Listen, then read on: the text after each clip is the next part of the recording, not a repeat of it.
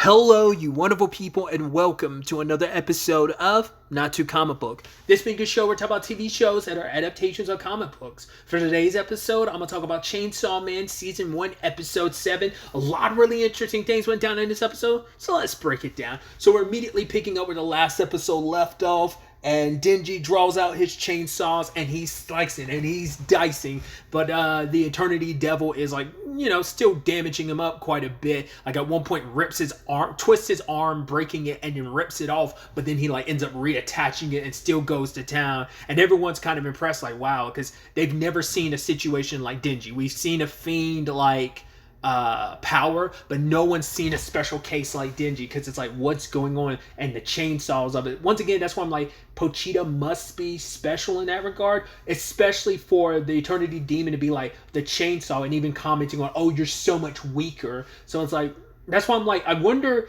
are we gonna find out Pochita was because we haven't really talked about, can devils or can they have children? So I'm wondering if Pochita wasn't the original Chainsaw Devil, that maybe Pochita is the child of the Chainsaw Devil. How is it that he's so well known to the point he'd be? I mean, maybe it wasn't regular hunters or whatever that went after Pochita. Maybe there was something else. I mean, the fact is, Pochita never seemed crazy powerful anytime Denji and him worked together. It's just it just seemed like a regular chainsaw, even though you're a devil. But it never seemed anything crazier out there until fusing with Denji. So I'm curious if there's more to it. Like I said, is there they're attributing Pochita to whatever Chainsaw Devil they've known before? I don't know. But yeah, he was slicing and dicing, and obviously he's running out of blood, and the less blood he has, the more his chainsaws will retract. But he feeds off of the devil, and it's ooh, it replenishes. He's yeah, it tastes like shit, but the fact is that your screams of pain actually makes it taste like strawberry jam to me, or something like that. He was getting super into it. I was yeah, Denji's one of the most unhinged protagonists I've ever come across. He could give a lot of other unhinged protagonists a run for their money, because he's just laughing it up and enjoying this. Because his plan is, I'm going to cause it so much pain. And that ultimately ends up being the result. It's please kill me. Denji was going at it straight for 3 fucking days. That is insane. That's some Jaeger King and War God type of stuff going on. They fought for 3 days, 3 nights straight. Another Trails reference.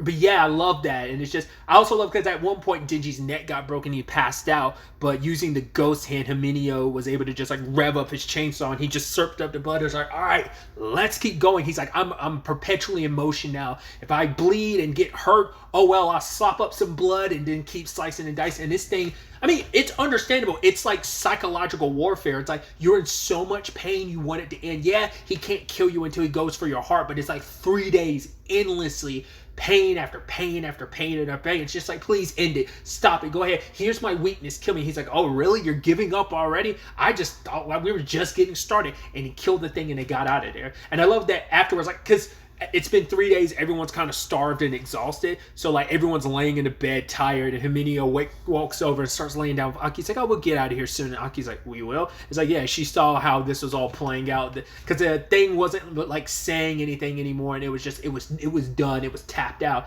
and Denji killed it, and they left. And Denji's excited because he's yeah, I got that bullet from the Gun Devil piece from it. So it's yeah, a bit of a victory. We're that much closer to going after the Gun Devil. But rewinding a little bit before we go forward, Himenio watching Denji was impressed, because her master, I don't know if because once again, I can't moving the goalposts on who's running Division 4. I'm sure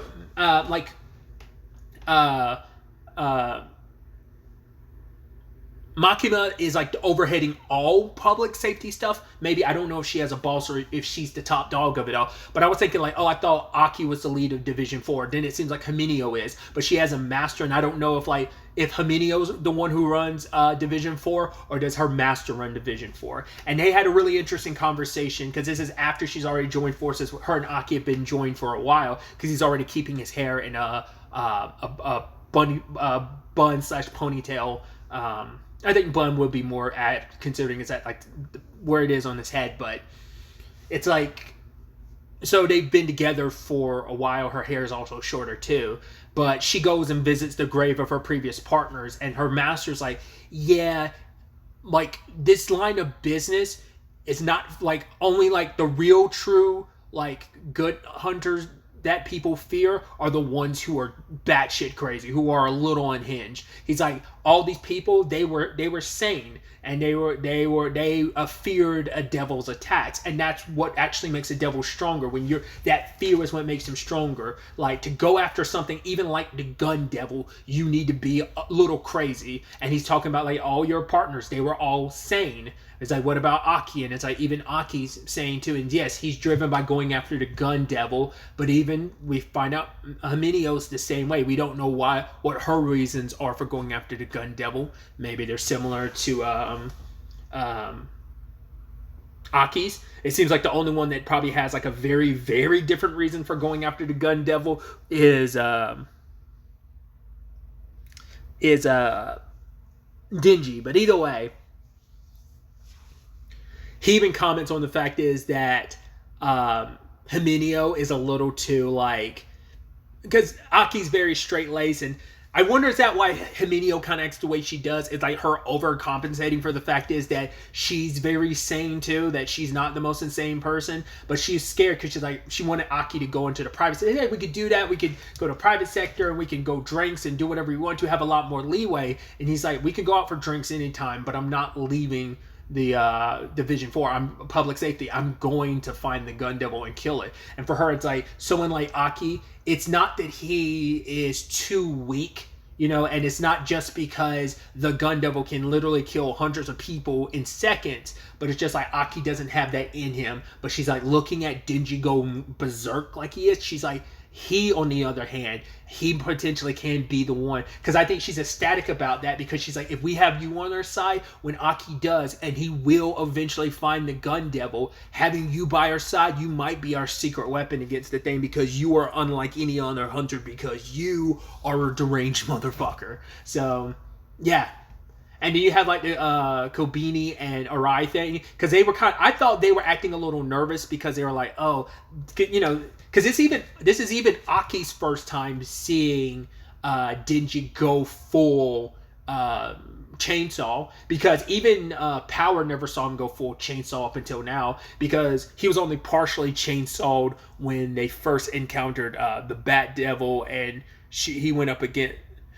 Because she was inside the Bat Devil when it all happened, and when he fought the Leech, he was only like partially chainsawed at the time. So this is a lot of people's first time seeing him go full. And once again, what is his circumstances? You know, everyone's trying to understand like what is Dingy specifically, and it becomes this conversation of, does Makima like have an idea about what he is, considering like she's the one that's taken such an interest in him, and even Himenio bringing up this interesting point that typically, I guess just because of the nature of her job or for other reasons, Makima never really stays in one location for too long. She has like she has something to do, like, so she's gonna be leaving soon. That's why Aki was like, we all need, like, if we want to get Makima to join us for this like welcoming party, it has to be now, because she leaves like next week.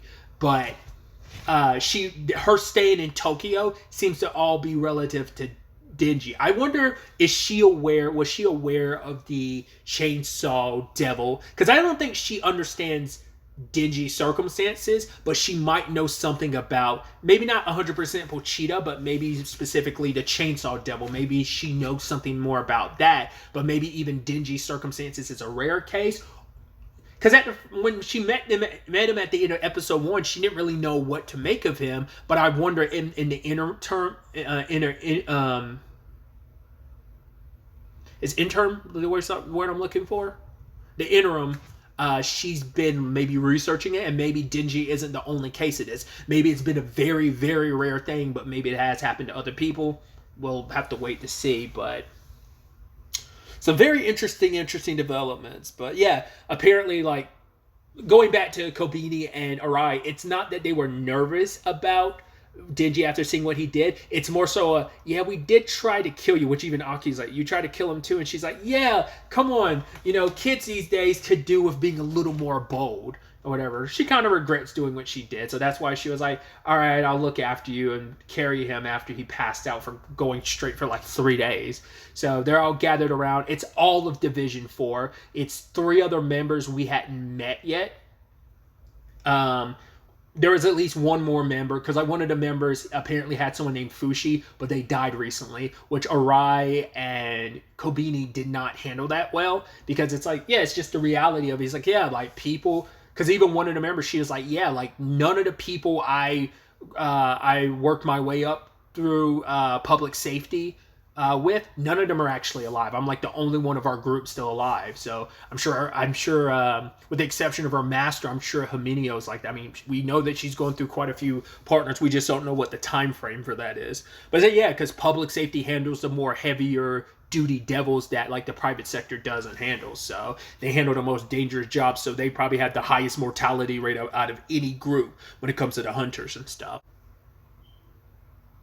I love that whole situation where it was like one of the people asked Power, like, oh, like you seem like so different from other fiends and stuff like that. She's like, yeah, because I'm smart. It's like, oh, what's your, because she's like, yeah, my high IQ is the reason why I'm able to not be controlled by my bloodlust. I was like, what's your IQ? She's like, 100. It's like, oh, really? She's like, mine's around that same level too. She's like, well, then mine's like 110. It's like, the other person's like, oh, so-and-so's is like 100, or she might have said like 120. It's like, oh, what was Fushi's? It was like, oh, 130. And then she was like, mine's like 500. In fact, it might even be like 1,000. I'm like, I love how nonsensical she can be, but she's also competitive to be like, no, I'm the best. I'm the best. I'm the best. I'm the best. I'm the best. Like, she gets very competitive in that regard. I think it's so interesting.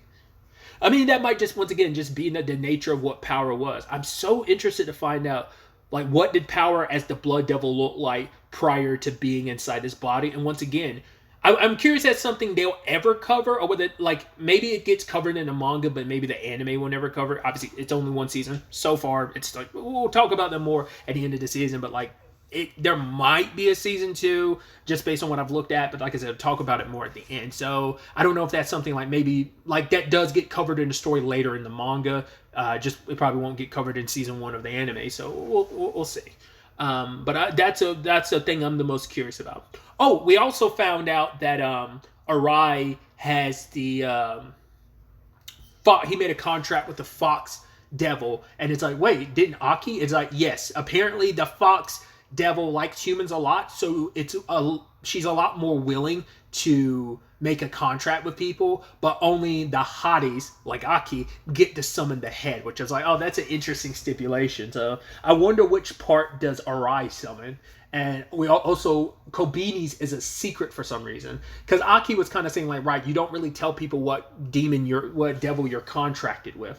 I mean, I guess they've heard the news, but I guess none of them really, I mean, unless you're there to witness it yourself, like none of the other division members probably they probably know like word of mouth about him being the Chainsaw Devil is who he made a contract with, but I don't know how many people actually know the constitution of his situation. Of like, Makima is like the only one who definitively know. I don't know if Aki actually knows, because Aki might, at least initially, probably thought it was just a contract thing, but I don't know if he knows the constitution. Like, he talked to Power about it, but Power was just kind of like, oh, you're stupid for thinking Pochita's still alive in your heart and stuff like that. So no one really knows his constitution except Makima. At least I believe so. So just like I said, some very interesting dialogue. You also have Himenio being like, yo, I'll give you that kiss. It's like, let me get some liquor in my system. And Denji's like so excited about it. We also found out how old Denji is. He's like, I'm 16, I think. Because maybe he was so young when his dad died that he doesn't remember what his birthday is. So he's like, actually, and that was even that thing of him reading off the menu. He's like, I can't even read these kanji. It's like, well, he didn't really have much of whatever his education was rudimentary at best. Because he probably was like, maybe he was in like elementary school, and that's as far as, because he was a little kid when his dad died. So he's probably, so that means like, I don't know if he like really was like 5 or 6 or so when his dad died. So if he did, that means he was like still working for the Yakuza for the past like, I don't know, decade, if that's the case. They might have talked about it in episode 1, I just don't remember. but yeah, like he seemed on the super younger side, but maybe he's a little older than I thought. So like he could have been like 8, and he spent the last 8 years working for the Yakuza, whatever the case may be. He's with them for a while. He was a young age, so he never went to school. So whatever he knows, he just picked up on his own. So once again, his circumstances are kind of the reason why he's a little fearless, because it's like, yeah, I've got too much to live for. I've got to live not only for myself but Pochita. So I got to get them boobs. Got to get with Makima. I want it. I got to kill the gun devil so we can finally the most heavenly and most powerful of goals, so I can hook up with Makima. Either way, Makima shows up, and I love he gets very bashful, and she's like, "Oh, what's this stuff about a kiss?" And he's like, nothing." And Himenio's like, "What? You don't want the kiss?" He's like, "I do." And he's torn because he doesn't want Makima to see. Not like she'd get jealous or anything. Be interesting if we find out she did, though, because Denji might be her pet, and she probably doesn't like sharing him, type of thing. We'll see. I love that the kiss does finally happen after like getting drunk, because Aki's asking about Denji's circumstances, but she's like, Makima's like, "Oh, I'll tell you if you can outdrink me," and it seems like she's a monster. Once again, Trails reference of the day. I love that there's a side quest. I mean, it ties back into a side quest in the Trails in the Sky games, but there's a side quest in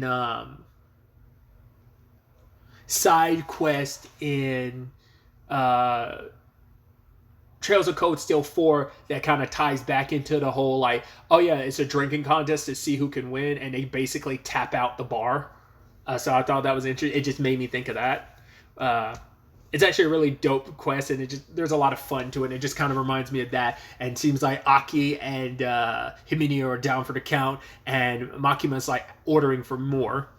But then Himenio kisses Denji, and he's so excited. He's like, "Oh my god, my first kiss, so warm." Oh, her tongue. He's like, "Oh, it's like it's melting in my mouth." I was like, "Oh, ooh." I was like, "Ooh, that's sexy." And then mood's immediately killed when he's like, "Wait, no." And it's because she's vomiting in his mouth, and you're like, "Oh my fucking god, that is gross." I was like, that is so fucked. He talks about it too. It's like, it's his first kiss. To be associated with something traumatic like that is so fucked.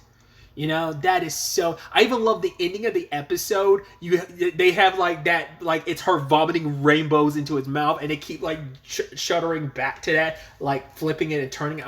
I love that. It's like, yeah, that just sucks. And then like Power's just saying like, "Oh my god, Denji's going to eat it because he always eats stuff nutritious," and he swallows it. I guess because he didn't want to like spill it everywhere, or maybe it was so far down his throat already that he's like, "Fuck it, I gotta swallow it or I'm gonna choke on it." Whatever the case may be, I love that Arai took him to the bathroom. I love that in particular when like him and Pochita in the past are picking food out of the garbage, and then they look and they see a whole bunch of rats eating vomit. He's like, "Ha ha ha, look at them." Hard cut to him vomiting in the toilet from vomit in his stomach. And Arai's like, "Man, I'm actually kind of jealous of him." He's like, "You're jealous of me? My first kiss tasted like vomit, and you're jealous of me?" Because he's like, "Oh, like my mom used to get drunk all the time, so I have a tactic for helping someone throw up." And so it's like, yeah, this is all I can really bring forward to the table, you know, when you have so much more qualities as a devil hunter, Denji. So yeah, that ended up happening. Poor Denji. But then like Himenio took him away, and yeah, she actually gives him like a proper kiss this time, but she's still a little wasted, and she's drinking more. Because he didn't actually have any alcohol, so I'm sure, I don't know how that works with vomit, because he did swallow it, but he did vomit it up. So I'm like, there is alcohol in that, so, and it's alcohol and food, and it's just like, I know, I'm gonna stop, but I'm like, I don't know if he could get drunk off any remnants of the alcohol in their system. Like, I feel like that was probably all distilled and just not in her system anymore. Well, not in her vomit at least. Whatever the case may be. She starts making moves on Denji because she's upset, because she's like, "Why is it that you and Aki are so obsessed with that bitch?" I mean, it's like, kind of move on. I kind of feel like it definitely did seem like Aki did like Makima. Once again, she saved him, so he owes a debt to her, but I think he also likes her. But it does seem like also Aki likes, you know, she's very protective. Himenio's very protective of Aki, but I do think it's also because she does like him, so... But then she whispers to our boy Denji, like, "Do you want to do it?" And we'll see next episode if that ends up happening or not. I should also note with that ending, I bring it up all the time. It's like a different ending every episode. That had to have like balloon, like not balloon, because I don't know what the typical budget of like an anime, because it seems like this is a very like high studio that like with this animation style and quality. It seems like it's probably like I don't know what like the expenses are for an animation like costs and stuff like that. Because once again, you're talking about like Japan when it comes to productions. Like you could get like a lot for a smaller budget, but it's also like Japan has very different. I mean, Asia in general has very different work environments and rules. So, and it's a very different work culture than it is here in the U.S. So it's not 100% equatable. It made me think about that. That's like, man, you're animating. Even if, I mean, to be fair, it's not like you're animating like a different ending stylistically and stuff like that every time, and probably licensing for, cause I think it's a different song every episode too, so it's like you have to get music for that as well. But I really like this one because they designed it like it was almost like a JRPG, like a pixel art like JRPG. I mean, it wasn't full pixel art, but you know, and it's scenes from the episode, and it's like, oh, a battle command comes up of like, oh, do you attack? Do you do this? Do you chainsaw? I was like, that is so cool. I was like, oh, that aesthetically looks so neat. I was like, that's so fun that you were able to do that. Just a lot of really interesting developments, a lot of interesting elements to this episode. I'm excited to see where the next episode ends up taking us going forward with all of this. But really, that's all I wanted to talk about. Till the next time we meet, be happy, be safe, live life to the fullest, and enjoy it. Good day and goodbye.